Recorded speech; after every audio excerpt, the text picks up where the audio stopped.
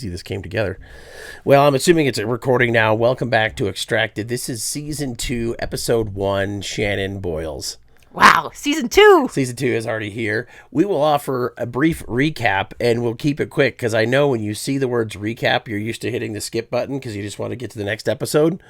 Do you do that when you're watching digital shows? But this isn't like a YouTube commercial. Oh, I know, but they hear the word recap immediately. Yeah. When I hear the word recap or the skip intro, if skip intro comes on the TV, and I've convinced my wife to watch TV with me, yet I'm not there to skip the intro, I've failed her. You know, I will say, though, some shows have a really catchy song, you know? So if you don't skip the intro, you still might get a little something. And a lot of it, though, I hate it, though, when like...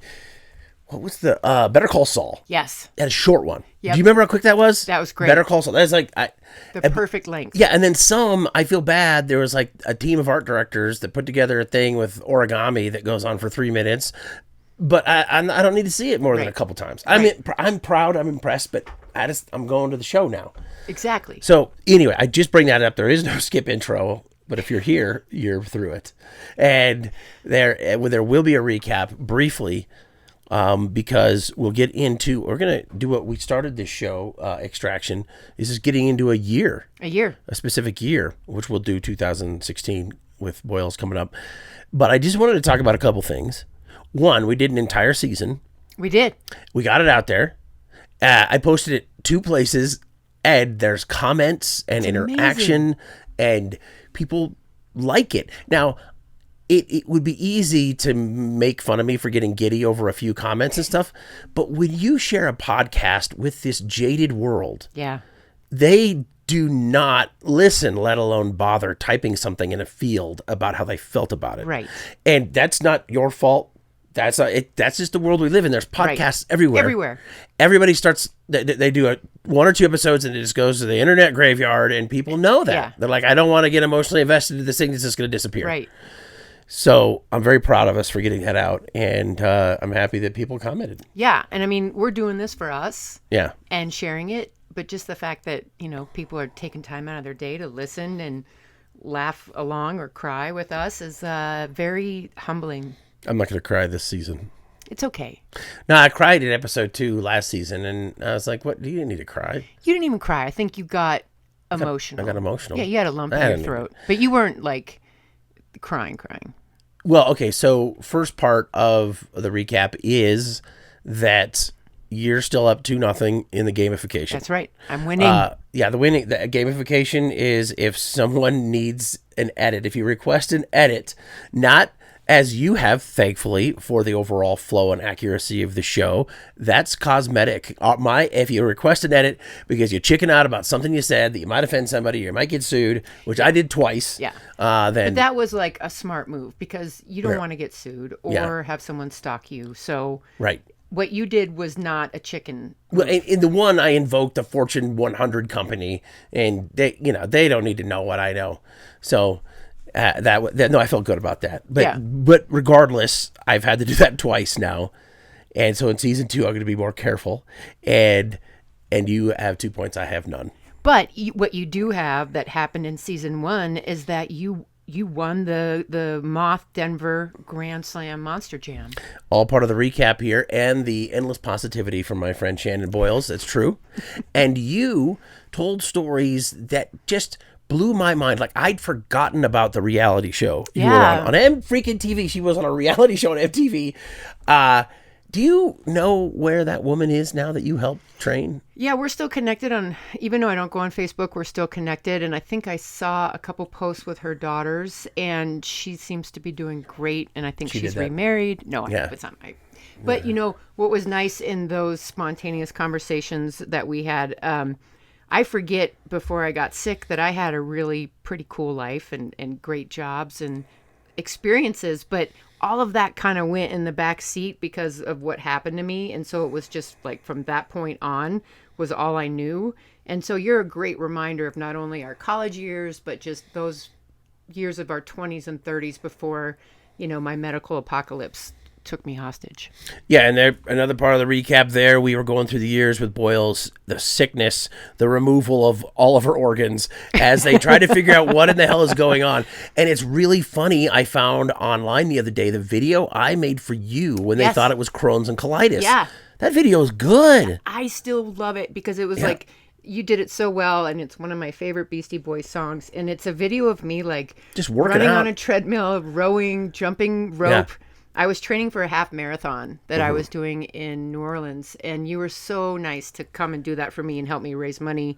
But what's interesting to me about that video, about that moment in your life, is in this journey for you to figure out what is happening to you, how many different organizations did you benefit by just being a part of them, thinking that's what it was? Because Crohn's and colitis, there's people that benefited from you thinking, or the doctors thinking that's what it was.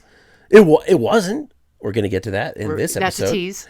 Yeah, that's a tease. Boom, professionals on the mic. But I was like, wow, because I put together that video. You were already doing a fundraiser for Crohn's and colitis. We had a web page that went to it, shannonboyles.rocks. I promoted it, and the name.com let me promote it when I was working there on their that was so cool different platforms. And I'm just thinking, through the years, in your meandering through the labyrinth of health debacles, you've helped so many people. People are just hoping at some point you think what you have is what they have. They're like, oh, Shannon might. It's gout. They think it's full body gout. We're gonna finally get some funds. Yeah, I know.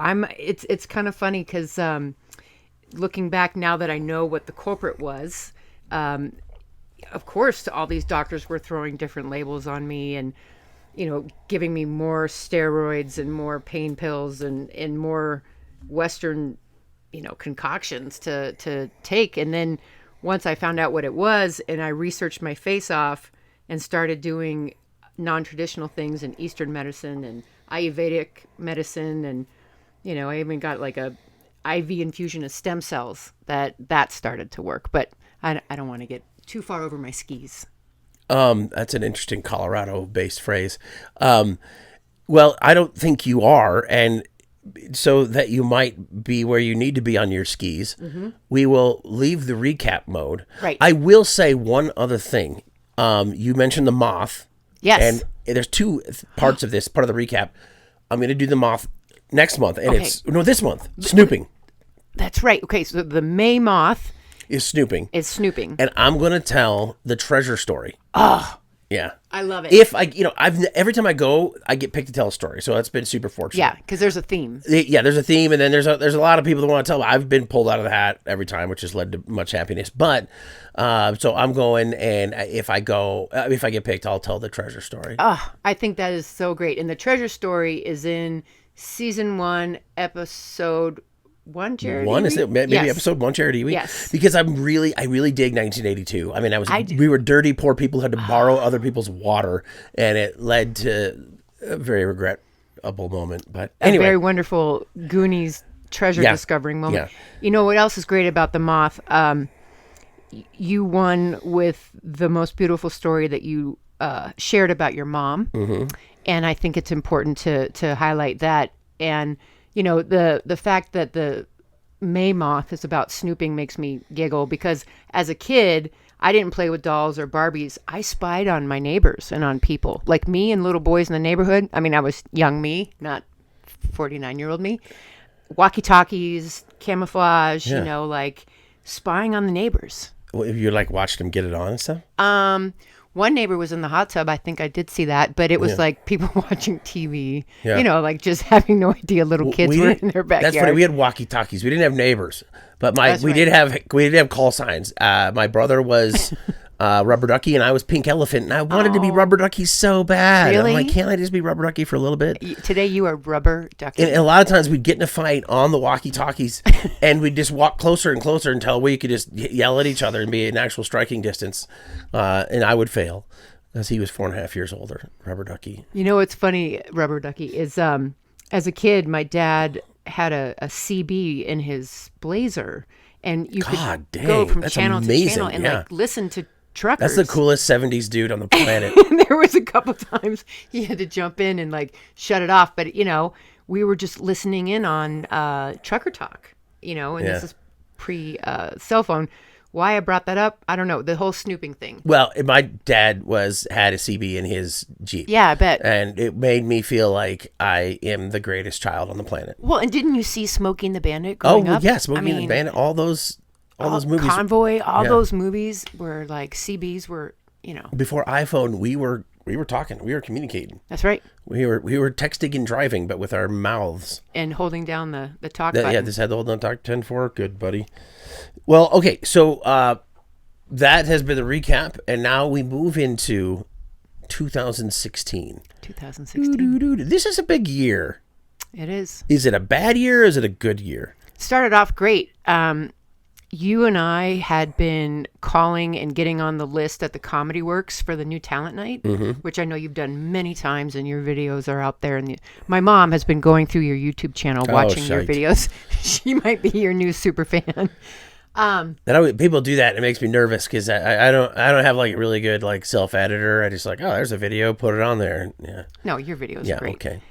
So yeah, I mean, like I was still really sick, but I was trying, and we had done a new talent night at the Comedy Works, and so when we did that new talent night at the Comedy Works, what at that time did you think you had? What was beguiling your body?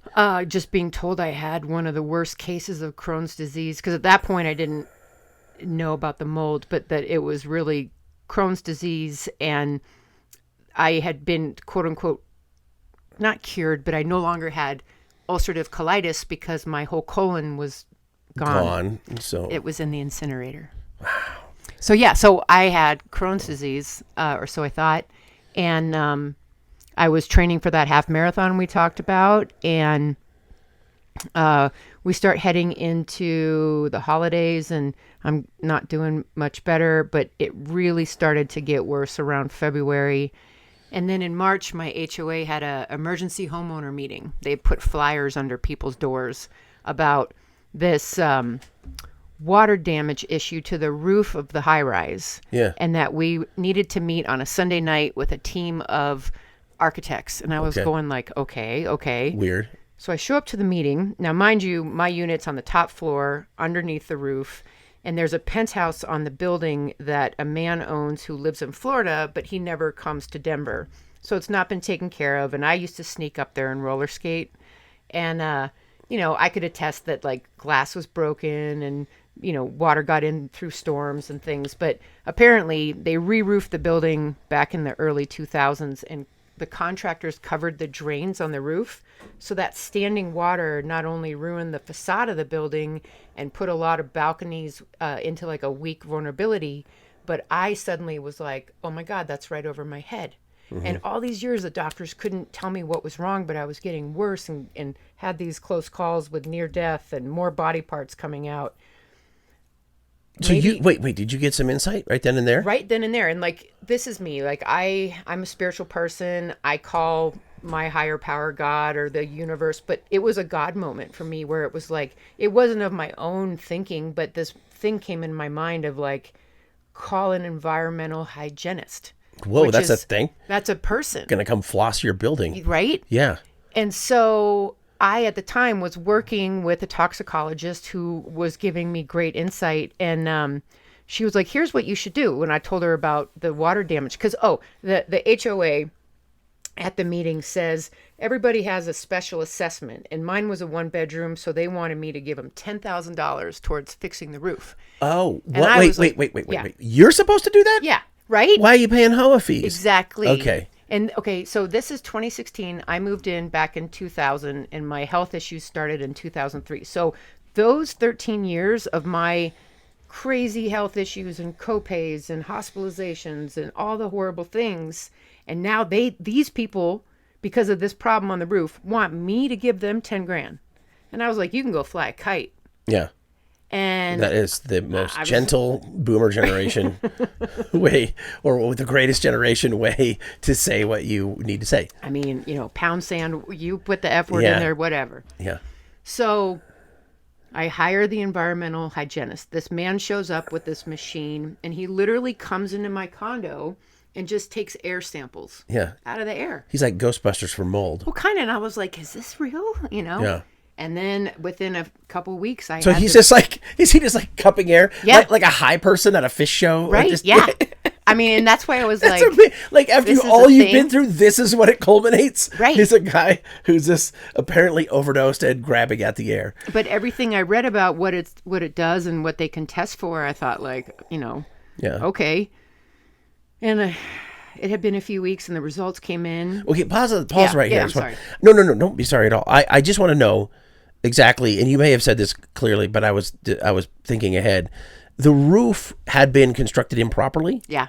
And how was that exactly? So the roofers, there were drains on the roof. Yeah. And when they redid the roof, they covered those. Oh, God, you said that. I probably just went so fast. But okay, so these drains... So standing water. Right, so these drains probably run off the building, yeah. Right? And you're on floor 10 or 7 or 8. Yeah. You were a penthouse girl, right? Well, the penthouse is above me, but no one's living in it, and it's been beat up. Oh, okay. Yeah. Oh, like a clubhouse. Yeah. How come we never had clubhouse? Or of course, I'd be mold ridden too. Right. But yeah. Anyway, that'd be cool.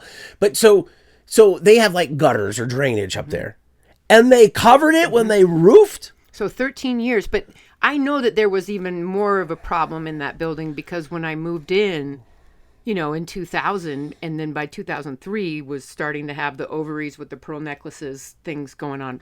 Episode 1. Yeah, that's a recap thing. I'm not getting into an ovarian pearl necklace right ovaries. Now. I don't even wear pearls. Okay, so yeah, I am being told by my HOA I have to give them $10,000, and I'm going, you've almost killed me with this situation. You're crazy. Oh, wait. Yes. Wait. Because when I interrupted you, you said toxicologist. You were waiting on results. So what you just said there would kind of an edit. No edits. What? No, you're I'm not getting any points out of this. Okay, what you're insinuating is now you already have results. Yeah, right. So but go back to toxicologist. Toxicologist. Yeah. So I work with a toxicologist. She's so smart, and she's also a singer-songwriter. Jill Bretsky, love her. She's like, Boyles. She's like, when those results come in, like, I want to help you interpret them. And I'm like, great. Yeah. Thinking like... A singer-songwriter's going to help you interpret. She was a toxicologist. She was... Okay, sorry. I am... Okay, sorry about that. She's a songwriter, okay. and then by day, a toxicologist. So, all right. The results come in, and I begin to Google these words I can't pronounce. And not only are they toxic molds, but they are what you call mycotoxins, which are carcinogenic excretions of mold. So this is like mold poop. This is like mold poop, but like nuclear mold poop. What kind of envelope does that come in? Holy F, Shannon, we figured it out. Or you should get out now. Kind of like those DHL that have been around the world and all the stickers and tapes, and then some flashing lights. Yeah. So I take the test results into Jill. Yeah. And within about 30 seconds, her eyes get bigger, and she's like, Boyles, you can't live there. And I'm like, well, what do you mean? Like, all my clothes and shit is in the condo. It's my house. It's my entire life. And she's like, can you go stay with one of your folks? And I was like, it's that bad. She's like, uh-huh. Yeah. And she wasn't trying to scare me, but she gently let me into, these are deadly molds, and you're immune compromised, and they're even more deadly to you, and you've been there 16 years. You gotta go. Yeah. And so I was like, whoa. And I mean, still to this day, it blows my mind, because the thought of no doctor ever asked me, where do you live? What kind of structure are you in? Yeah. And I know I've mentioned that before, but doctors just literally would never ask about any of that. And I think in this day and age with global warming, there's going to be more cases like mine where you can't figure it out, and it's environmental. Mm-hmm. But in Colorado, when you tell people that you're, dying from mold toxicity, they laugh. They're like, it's so dry here. Mm-hmm. But it's not about the dryness. It's about water damage and and how, like, within 24 hours, spores are, growing. And it's like, mold's fascinating. Fungus is fascinating. But when you don't know that that's what is the silent killer of your horror movie, your mind is like, You have your own personal The Last of Us. For reals. Yeah. My dad was so into that show, I could not. And you're like, Dad. I know. I was like, I live this. Okay, your child's in the living room right now. Can you watch something else? I would actually go in the other room because I can't. I can't. And, there's a fascinating Netflix documentary called Fantastic Fungi. I love it. That was really great for me to watch. Yeah. Because it helped me understand. Because you remember how it would show, like, in what do you call that when they like fast the time? Time lapse. Yeah. How like it would break down an animal carcass or that's what was going on with me. My God. It was. It was like from head to toe. Everything in my body was on fire and flamed, and like my colon turned black, and my female organs were going crazy. My thyroid. It was like it was slowly trying to take me out. And now a brief public service announcement about advocacy in our healthcare system.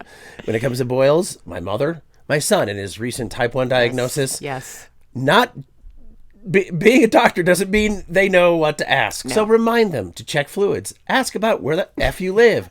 Are you in your own personal horror movie being devoured by fungus? Which is fantastic, by the way. Yes. And if you're, an immune suppressed person like myself living in that, it's trying to kill you and who's going to win. And all I know is Mother Nature bats last. She was at the plate. Oh, my God. So meanwhile, the HOA is bugging me about the 10 grand. Yeah. And I blew them off and they took me to court. And at this point I had moved in. So my dad was living the bachelor life in a loft in Lodo, which is downtown Denver. And just a legend. I can't. What a way to live. Right. I know. I don't want to know what happens. Oh my God. Yeah. He should. There's a pharmaceutical that should hire him. Okay.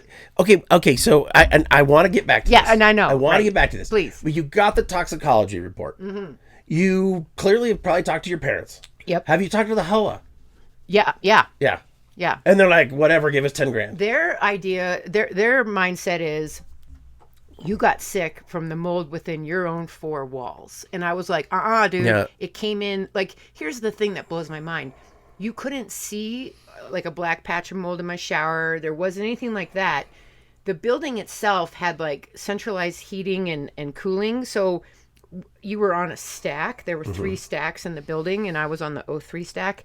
And so I know that the spores blew around to other floors and units. Mm-hmm. I can't have been the only sick person.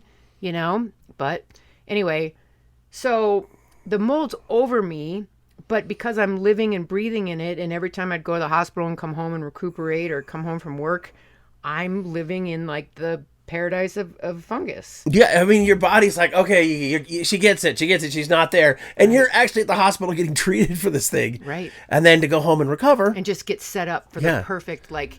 And because I've done so much research, the mold gets into your body through your mucous membranes, which are really primarily around your mouth, your nose, your ears, your private parts, your rear end. And so that's how it primarily got in.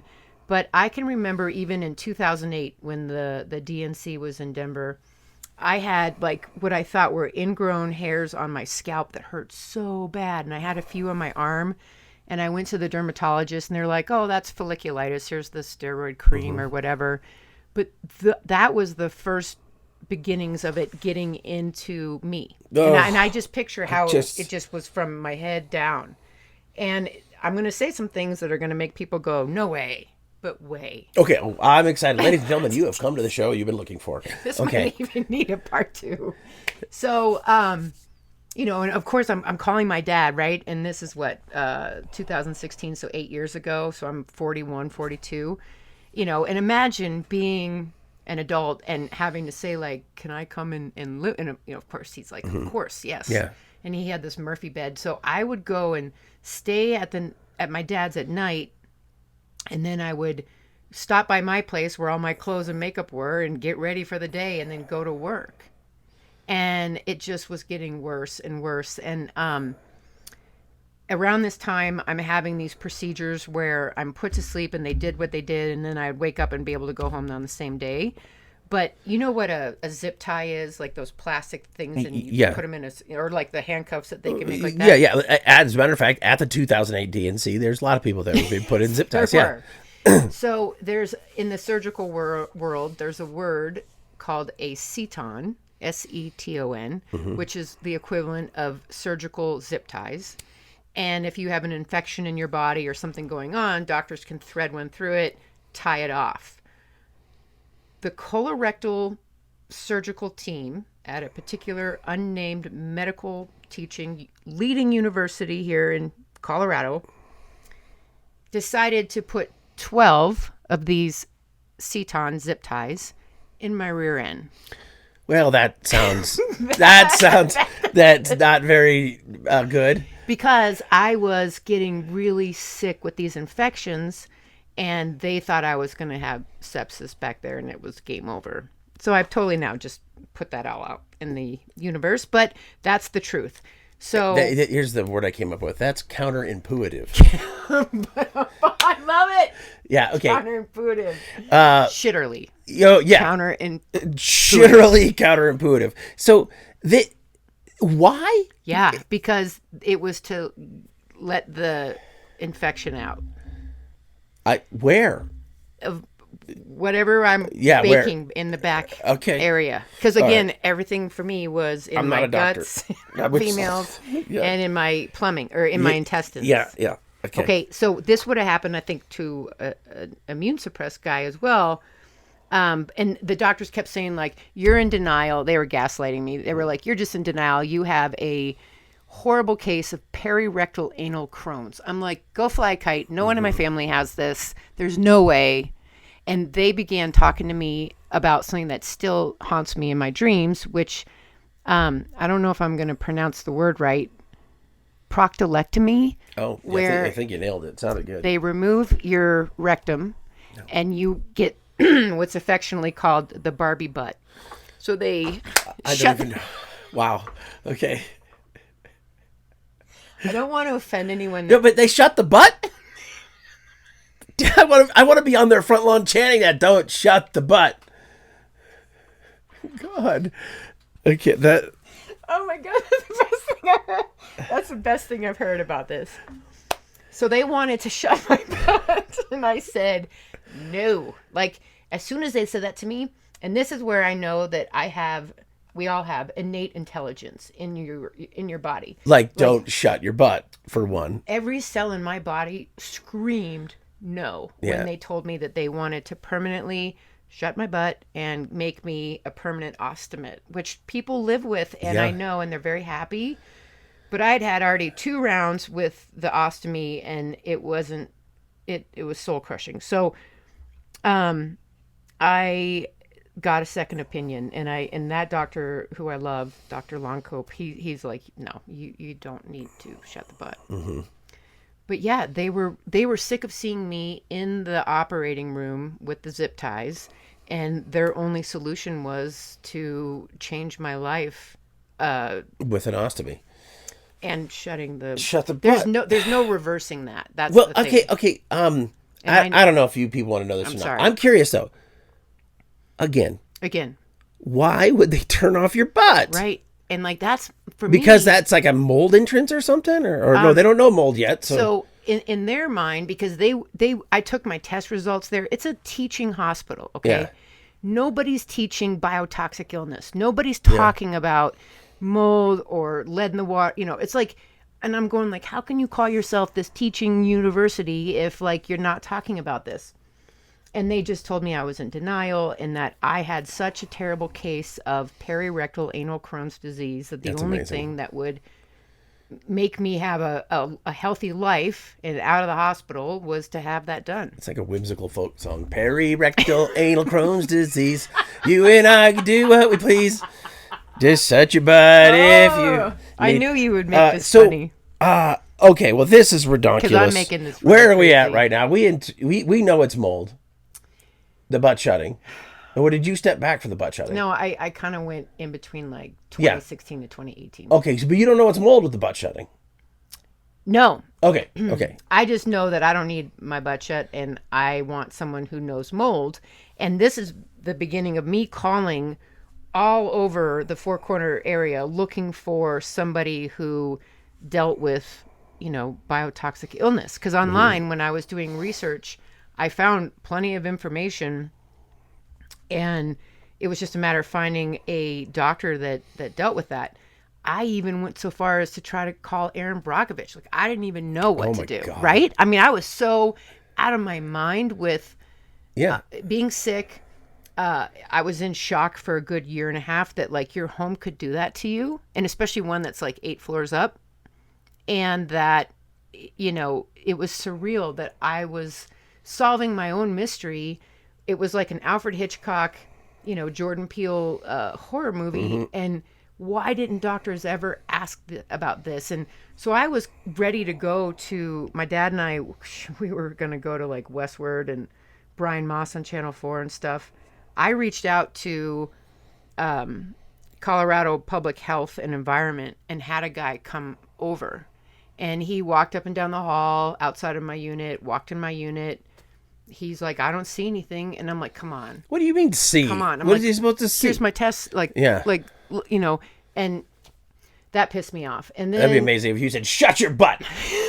I think my kids say that to each other. You shut your butt. Shut your butt. And it's now amazing. That gives it a whole new meaning. Yeah, exactly. I'd be like, kids, please don't say that. Okay, and I am Shannon. Mortified that I've shared all of this, but no, I think it's fantastic. This is part of what my therapist says. You should get even more points for this. I'm imagining we're running up against time. Yes. And well, we have no way to detect this, but because it's a beautiful time here in the Bang Bang Bunker is what we call it. And that's not a sexual thing. That over there under the Papa Shot, where the blankets you might see, is what the kids have designed for Chocho, our dog, who gets scared of thunder and fireworks, therefore the Bang Bang Bunker. And that's where we are right now. And you're banging away details that make me want to curl up with Chocho. I just heard her snoring under there. So this is important, though. This is important. I don't think it's embarrassing. I think it's for lack of a better phrase, a cool dive into, like, okay, first off, you are the canary in our appropriately named coal mine, because when I think about climate change, it's not the sea levels and it's not tornadoes that's going to be really scary. It's this shit. Yeah. Brain-eating amoeba. Yeah. And lung diseases coming from the dust that they've already detected, and people just dying because they're not drinking enough because you can't. And then getting cancer from it, which is another tease. But wow, the old cancer tease. The thing. Oh, sorry. Go ahead. No, you were going to say something. No. Okay. Here's what I'm thinking.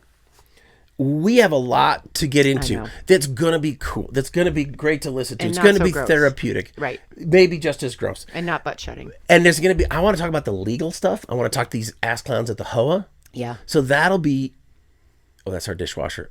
That'll be episode 2, season 2, Shannon Boyles. Okay. Do you feel like you've... Yeah. Yeah. Can I mention one thing? Yeah. In my research of these things that were positively identified in my condominium unit, I found a doctor who wrote a white paper, and literally the mycotoxins inside of my body were the same things that were used in the first Gulf War for biologic weapons. Oh, my Don't you remember? Because I did, in my stand-up, I talked about I could be used as a biologic weapon. Yeah. And it floored me. It's called a T2 mycotoxin. I'm a walking, or maybe I recovered walking T2 mycotoxin. And I thought, F and A. That's amazing. How do you put that on your Bumble profile? You should. And yes, I have been single for 10 years, and that should get me a certain special award. It will narrow down the pool, but you'll find the fetish for you. I'm sure there's someone out there. Moldy old chicks. Haven't had any in 10 years. Let's go. No. But yeah, I mean, like, there's so much with this, and I know it's uncomfortable, but it's therapeutic for me, and my therapist said this is what I need to do. So I thank everybody's eyeballs and ears. And I think everybody's just becoming more sophisticated, more grown up. I mean, we've been protected from things for so long, for so many ridiculous reasons, and we are coming to terms with the results of that, and that's people have shame associated with something as simple and common as mental illnesses or miscarriages or, as we talked last season, your butt. Menopause or your butt or lack thereof. Yeah. And thank you, Jared, for normalizing that, because of course I'm mortified on the inside, but I do feel like getting my story out there is kind of part of my life's mission, because there's no way I live through all these horrible things just to like sit around and not say anything to anybody and try to help someone else, right? Mm-hmm. So you're giving me the opportunity to like work through my crap, but then hopefully help other people. So I want to thank you for bringing me down to the bang bang bunker and letting me embarrass myself all over the internet. Well, if I could just be the ostomy that helps you channel this shit onto the airwaves. You are. All right. Well, really brilliant story. Amazing what you've been through. It's such an inspiration. And at least for now, no points. Nobody's gained or any points so far. No. And I don't think there's any reason to here. This is beautiful. Thank you.